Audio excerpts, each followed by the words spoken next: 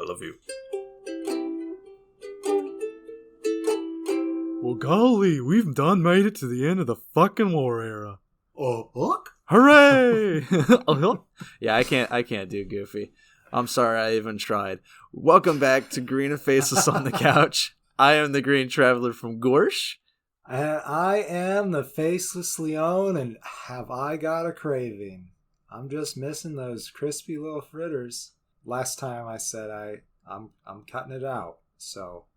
Last time being weeks ago. Oh, yeah, fuck, yeah.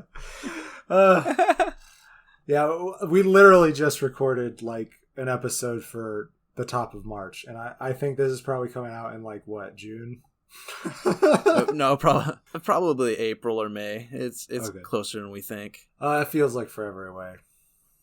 We've made it, ladies and gentlemen. We're on the final film of the Disney War era. I don't know if it's the final packaged film for Disney, but it's the final of this era's packaged films. Finally. Oh man, boy, am I tired and just so ready to be done with this era. I don't know what playlist we're gonna do. I don't know what playlist we're gonna do after this, but I'm super happy that when we return to Disney, we're gonna be returning to movies I like. Yeah. Yeah, like when we set out to do this, it's like, yeah, of course, I love all those movies that I've watched over and over again in my childhood. I haven't even gotten to them yet. And never even stopped to think about World War II and what it might have done to this company. Yeah. But we're here. We're at the Adventures of Ichabod and Mr. Toad.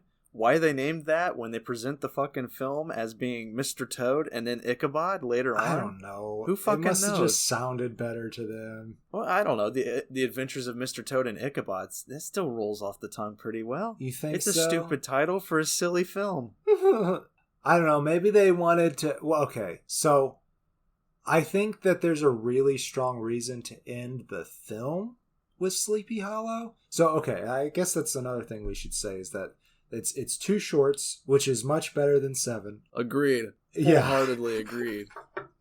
They're both. But it's just as long. What's Mr. Toad based off of? Willow something. The Wind in the Willows. The Wind in the Willows, and then Ichabod is based off of Ichabod Crane in Sleepy Hollow. Yeah, should I describe the story of Mr. Toad, and you do? Yes, Ichabod. That sounds perfectly reasonable to me.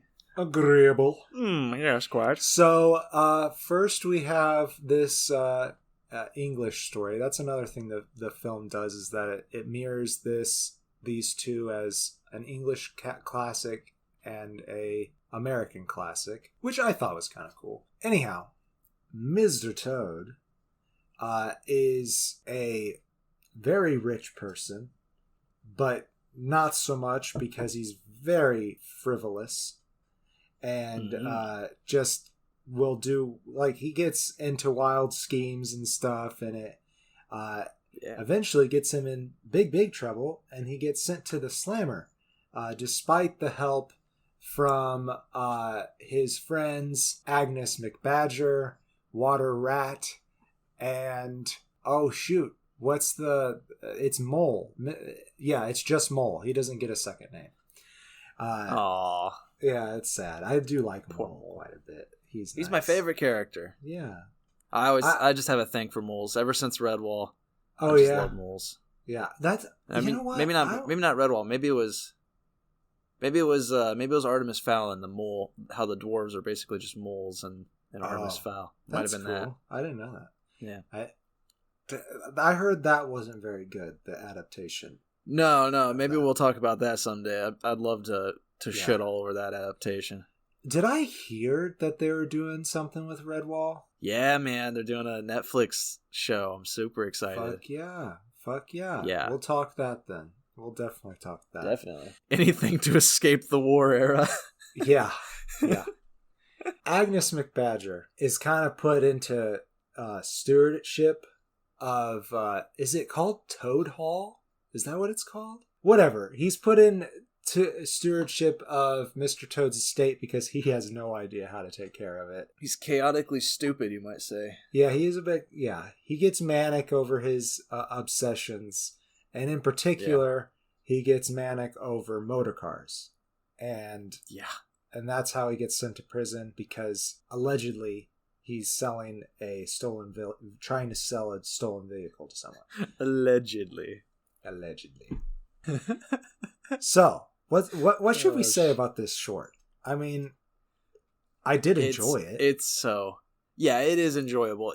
But the problem with it, and again, I have this issue with a lot of films, is the character they're asking me to feel bad for, the character they're asking me to care for, to root for their success, to make it through to the end as a more developed individual, is a freaking moron who I hate so much.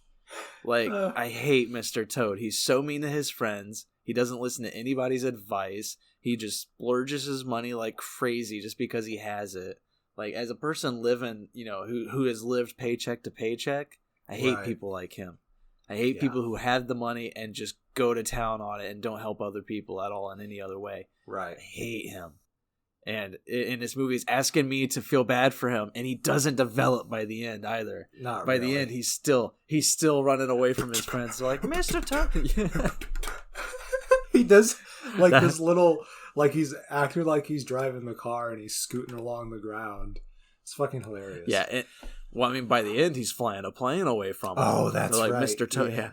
They're like, Mr. Toad, get back down here. And he's like, no, I've discovered a new beautiful machinery now, and I'm just going to fly away from all my friends and their fucking advice. wrecks it into, the bell tower of his house. Fucking asshole is what he is. I hate him. Well, that's Mr. Toad. In a nutshell. I'm sure there's something else to say about it. Well, the animation is beautiful. It's, of the shorts, this is one of the more likable ones that we've seen in all the packaged films because the animation's nice. It's very simple. It's not going too far. Mr. Toad, as much as I hate him, is a very humorous character to watch. They got movements down pat. These animators they're getting their skills back up there again, where they're ready for these bigger projects they're about to be tackling. Right. Out of all the shorts, as you said, besides the ones that literally have Goofy and Donald and Mickey in them, this is the first one that felt like, okay, this is a Disney short. It had that feeling in the animation. Obviously the first full feature films had that feeling, but this is the first time I really felt that way watching the shorts. Because and I don't know. Yeah, I guess I don't know what it is about those shorts, but I guess they feel like Disney, but I've seen there's so many more Disney shorts that feel like Disney. They didn't feel as polished as Disney usually makes their projects. Those felt more like, we have to do something. Let's get them out there. We've worked really hard on all these projects, which they have, but it's we worked really hard on all of these. Let's just package them together, sell them, reel in some money, and then save for the big project down the line. And maybe I'm pulling all this out of my ass, so maybe it wasn't like that at all, but that's how it feels to me. Yeah. All those shorts kind of felt like they were rushed or good enough. Let's get them out there. Let's go for it. And this is where we're returning to there's a story here. There's good animation. There's an attempt at a good moral lesson, even though by the end of it nothing's fucking learned. At least not by the character. Yeah.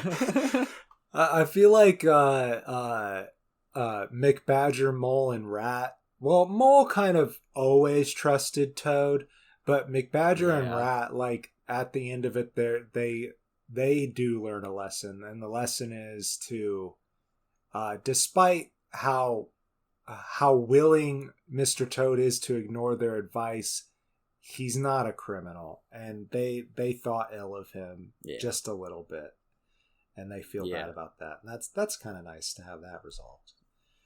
Yeah, they're the ones who have to learn the lesson. Sure. Yeah, that's right. Yeah. There is one thing in this, the weasels, like as soon as the weasels popped on, that the people, I don't know if I want to give away all the plot, but anyways, there's weasels in this. Yeah. And if you've seen Roger Rabbit, it's those fucking weasels. And like they're not like, they don't have individual personalities like they do in Roger Rabbit, but it's the same like style of drawing for these weasels, and they do act the same. Like they're all have criminal nature. And 100%. I was like, oh my God, okay. I've always wanted to know where they got that idea from for those weasels, and now I know. And I had seen this before. But when I watch this movie, I think of Ichabod. I think of Sleepy Hollow story. And I did enjoy Mr. Toad's story. I did. There's just not really that much to say about it, I feel like. Yeah, I feel like it is time to talk Ichabod, because there isn't really much. I've never read The Wind in the Willows. Me neither. And I personally don't think I've ever watched this full movie. But let's get into Ichabod. You know the story of Ichabod Crane. You know Sleepy Hollow. But what if they don't? A teacher, I believe he was a teacher, named Ichabod Crane, comes to the village of Sleepy Hollow.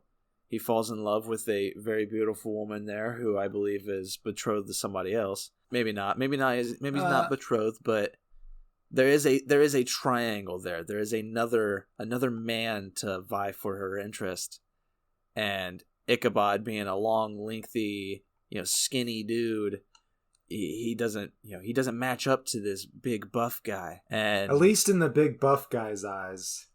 Yeah, in the big buff guy's eyes, he's like, what has he got I ain't got? But for some reason, Ichabod's a lady killer. I don't... Well, he's smart.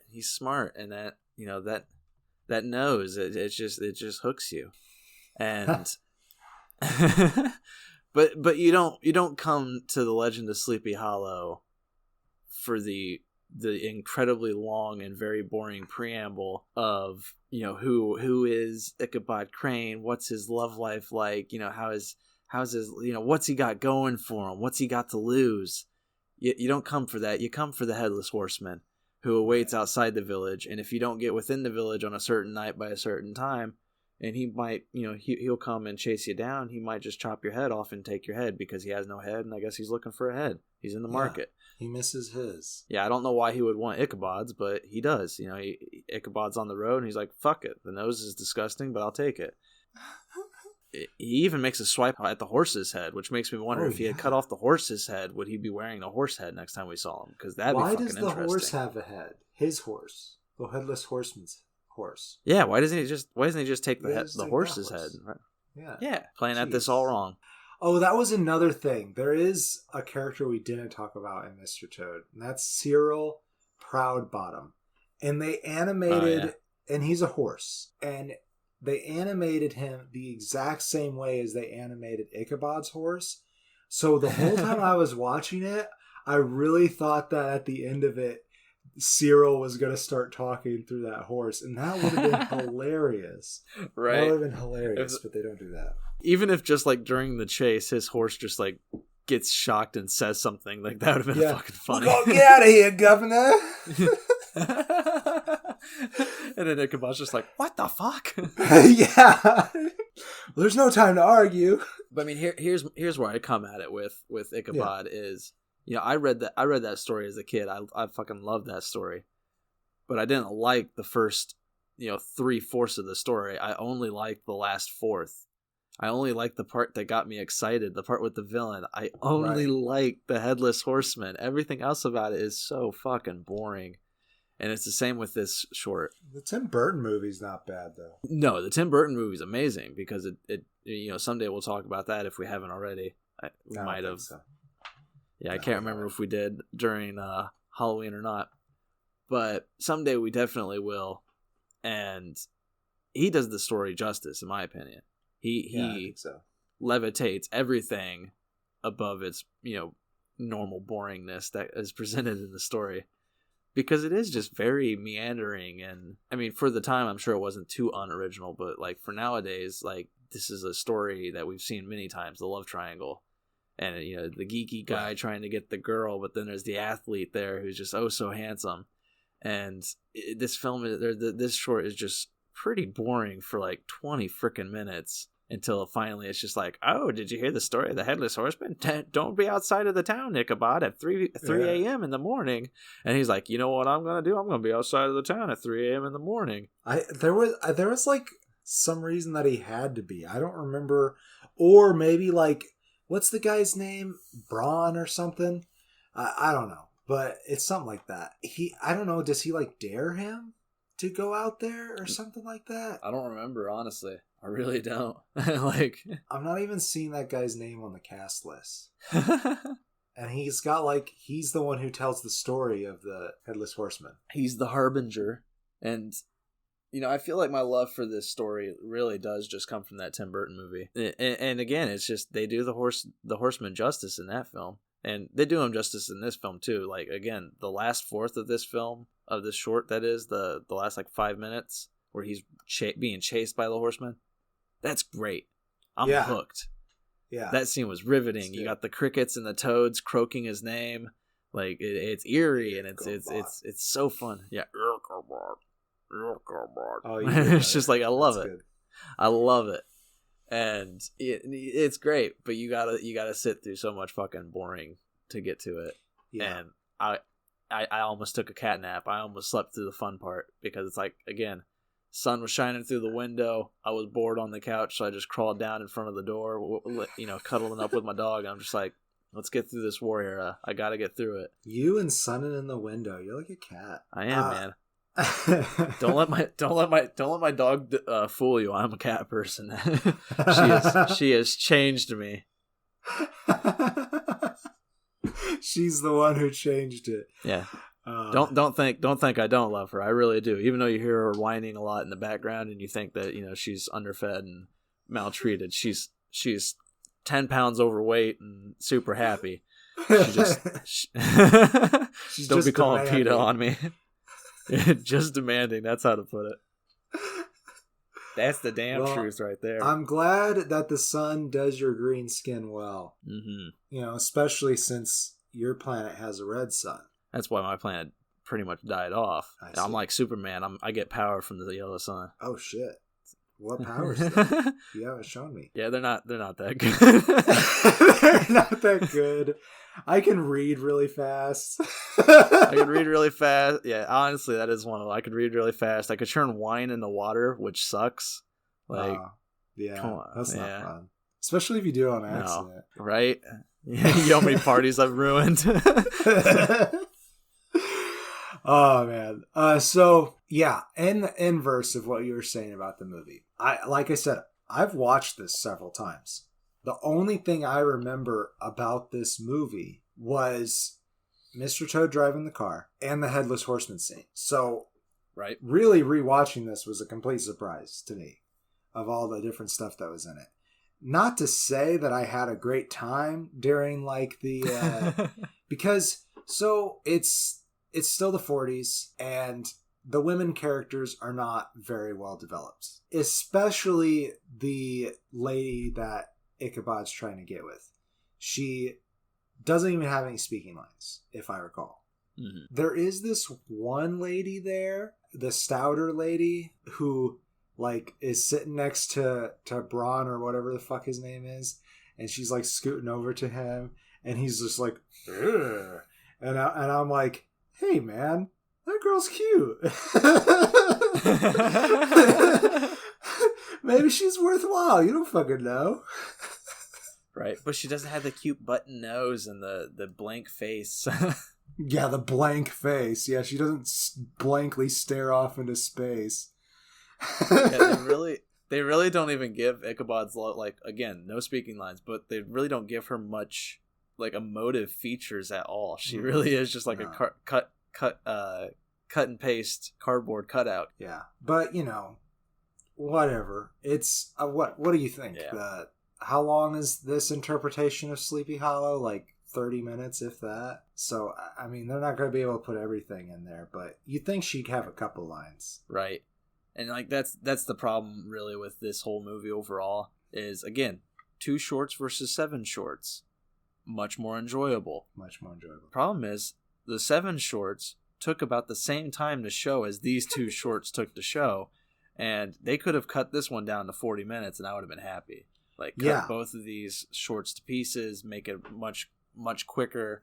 You know, get us out of the war era as fast as we fucking can. So I can agree with you to an extent. I do think that Mr. Toad, compared to the Ichabod story, is better and more rounded.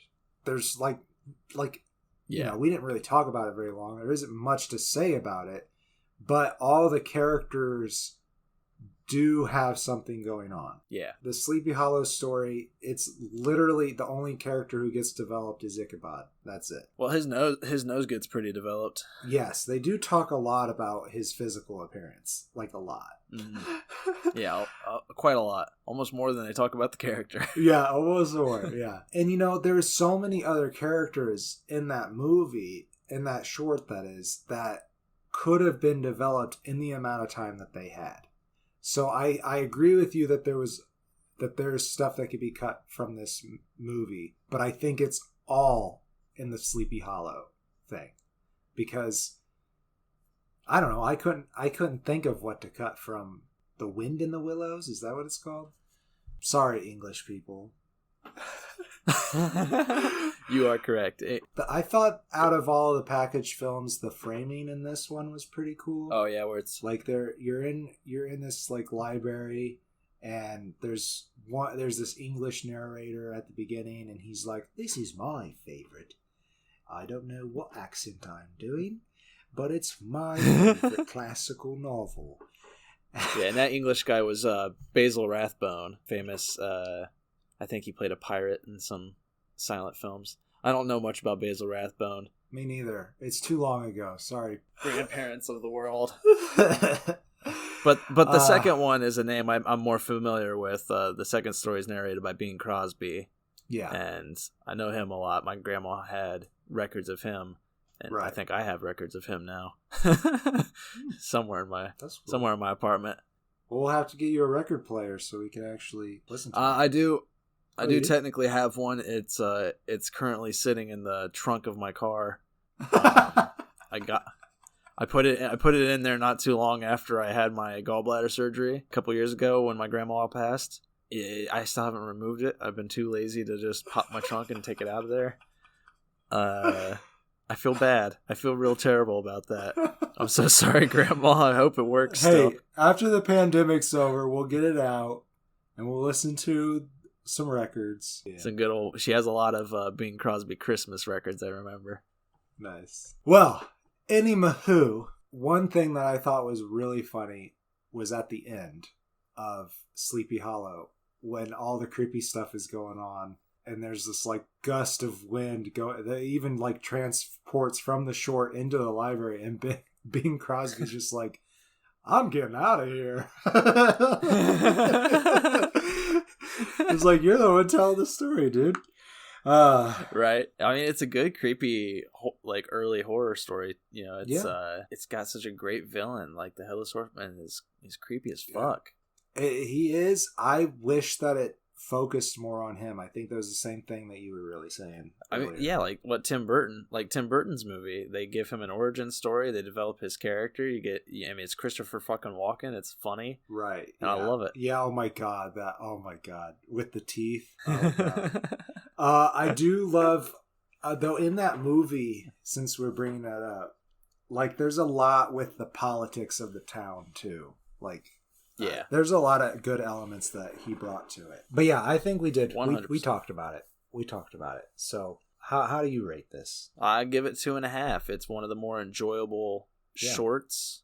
One of the more enjoyable package. I'm already forgetting packaged films. Like I'm so done with the war era that I'm just forgetting the terminology. Already put it out of your mind. Yeah. Well, it's like we did this with the last era. If we were to look at the best and worst of the war era, I give this movie 2.5 stars, decent packaged film, and I can't remember all the films. I think there was 6 of them. Let's see. It was Saludos Amigos, The Three Caballeros, Make Music Mine, which we technically didn't watch, or Make Mine Music. Make Mine Music. I think you're right. And Fuck, what was next? Was it Fun and Fancy Free? Yeah, I think it was. I think so. Because the last one we Melody talked Time. was Melody Time, yeah. And then Ichabod and Mr. Toad. So that's 6. Yeah, so that I think that is correct. I think there were 6 films, and of all of those, I do give it to The Adventures of Ichabod and Mr. Toad, even though I wasn't super thrilled. I don't know. Maybe it's just because it's the most recent one in my memory too, but it's the only one I can fully recall to mind. And the worst one, whichever one just abruptly went into live action and completely flipped me the fuck out. I think it was that was the Three Caballeros. Oh, okay. Yeah, the Three Caballeros did that too, but so did Saludos Amigos. But I think you're talking about the Three Caballeros. Yeah, whichever one had Daffy, Jesus Christ. Whichever one had Donald Duck just completely going berserk for a live action woman. That's the one that I give the worst of this era. That's Saludo. No. The Three Caballeros. That's the Three Caballeros. Yeah. It gets the worst of the era because it freaked me the fuck out, and I was not a fan. So I'm gonna go ahead and give this movie a full face, Ichabod Mr. Toad, because I did honestly I enjoyed it, and out of all these packaged films, I'm also going to say that it was the best. I think the closest was Fun and Fancy Free, which was the other one that only had 2 shorts in it. But I'm gonna give the worst to Melody Time, because honestly, there wasn't that many shorts that I liked in it, and there was and that Pete Coast Bill one, I hated that one. I just hated it. Even though it had that cool Johnny Appleseed one in it, I did not like that movie. But yeah, I think this one's the best because the framing they used was really good. And yeah, it just had better focus than the rest of them. Even in Fun and Fancy Free, even though Jiminy had that through line story in the background, the 2 shorts really seemed like they had nothing to do with each other. Not that these 2 shorts really do either. But these are both stories, whereas those were both just not connected in any way. And it was just, this one's about a circus bear, and this one's about Jack and the Beanstalk. Yeah, Jack and the Beanstalk told with friends. And yeah, and though I do really enjoy that version of Jack and the Beanstalk. I think out of if we're going to take the 4 shorts and separate them, I think that one's the best out of the 4. Yeah, I would agree. I guess... I mean, it's sad to say, but yeah, I would guess that is the... I was stretching so much there. I'm so sorry. I don't know how that sounds on the audio. But yeah, I feel like that's the one that I remember the most. And again, it was kind of creepy because I didn't remember watching that so much as a kid until I rewatched it as an adult and was like, holy fuck. I watched this probably 20 times and very likely irritated my parents doing so. This stupid bear again. Fucking bongo. Bongo. So all in all, though, what do you think your favorite short was out of all these films? I mean, it probably would be the Mickey and the Beanstalk. Yeah, because I do like that one because it's the one I remember the most, and I mean, I have a personal connection with Johnny Appleseed because of my grandma singing that to us as kids, but it's too Christian for me. It's pretty Christian, but I do think that's my favorite of these shorts. But yeah, if you're gonna pick one film, I think we both agree that it's Ichabod and Mr. Toad: The Adventures of. Yeah, just because it's the end of the fucking era. So when we return to Disney, what are we doing? What's the next one? Is it Cinderella? Oh yeah, I believe it is. Cool. It's the start of the Silver Era. The Silver Era. Da da da da. I am the Green Traveler from Gorsh. And I am the Faceless Leon. And potatoes are back on the menu. Safe travels and good night. Green and Faceless on the Couch is a proud production of Fiction Works 19.